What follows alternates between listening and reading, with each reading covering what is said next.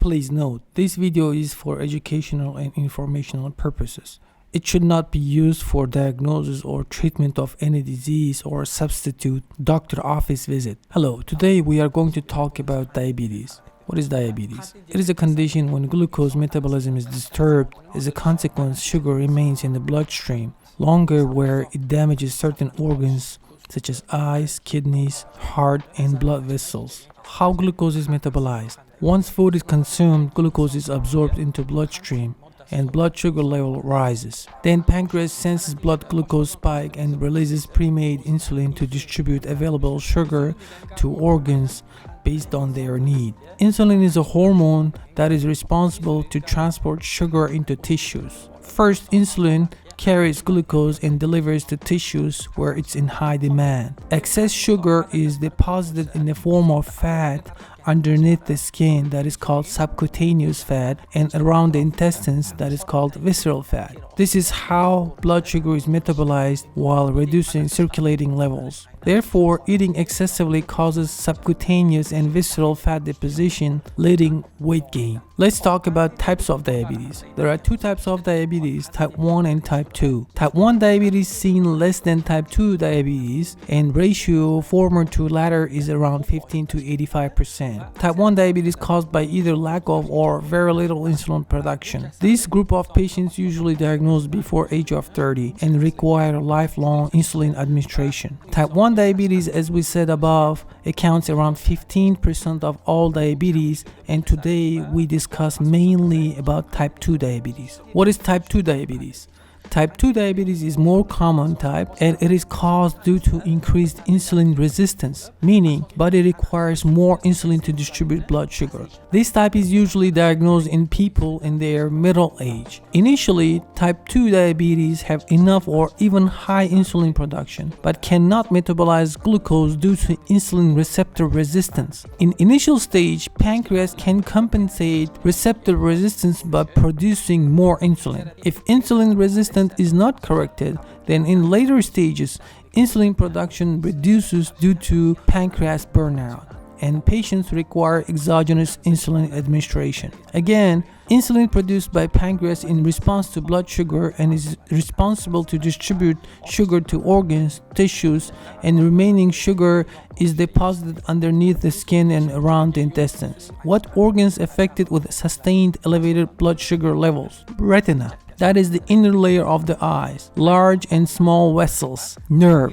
kidney, heart injury with atherosclerosis leading to coronary artery disease. Eyes and kidneys have many small vessels, therefore their injury is more common than other organs. Statistically, people with diabetes have a high risk of having coronary artery disease than general population. Therefore, blood sugar level control is very important. How insulin resistance happens? First factor contributing to insulin resistance is excess body weight, specifically body fat percent, because fat tissue requires more insulin than other tissues. There are three types of tissues in human body. First, bone, second, muscle, and third is fat.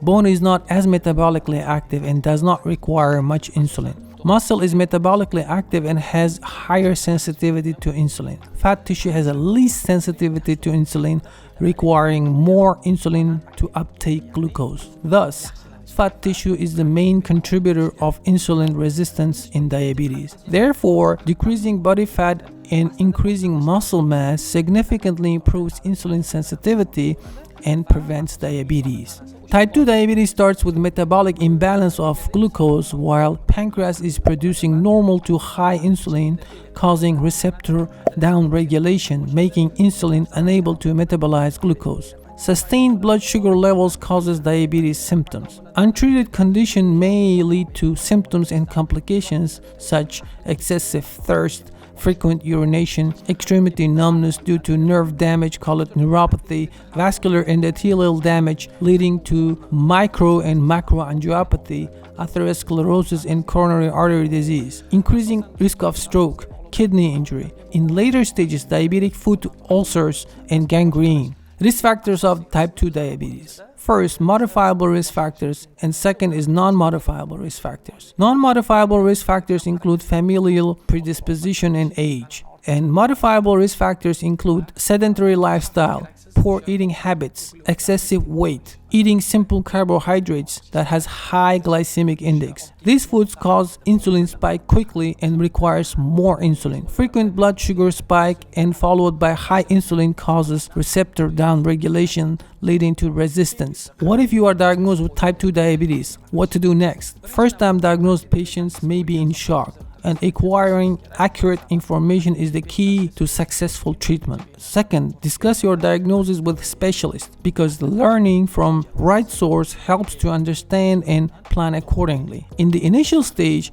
type 2 diabetes is potentially reversible, that your doctor can assess this by checking your blood and urine tests. Statistically, up to 25% of patients can reverse their condition with lifestyle modification without oral medications. What if diabetes is not treated? Untreated diabetes may lead to dangerous complications. Early complications being thirst, frequent urination, urinary tract infections, weight loss.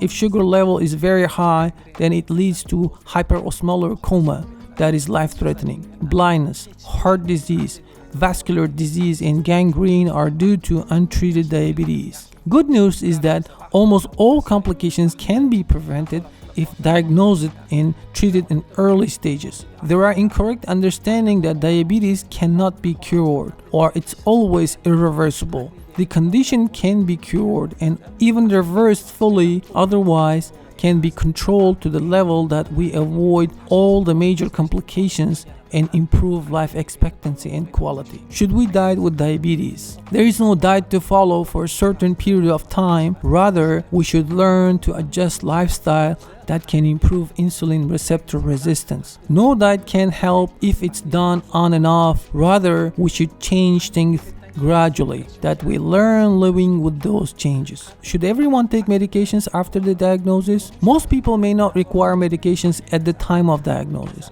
but lifestyle modification and exercise may suffice. In some instances, your doctor may add medications along with lifestyle changes and stop the medicine once you get the results from healthy eating and active lifestyle. Decreasing body fat percent and increasing muscle mass will drastically improve blood sugar levels by resensitizing receptors. Some patients are afraid of insulin injections and think it's bad for them, and others think that any type 2 diabetes eventually need insulin injection. Early stage type 2 diabetes patients do not require insulin injection as long as above lifestyle changes and active lifestyle is established. Remember, those changes and treatment decisions should be made under your physician's supervision. What if you have diabetes and its complications? First, physicians should assess which complications you have and their severity. Based on doctor's assessment, further plan of treatment is decided. If diabetic retinopathy, then your physician may refer you to ophthalmologist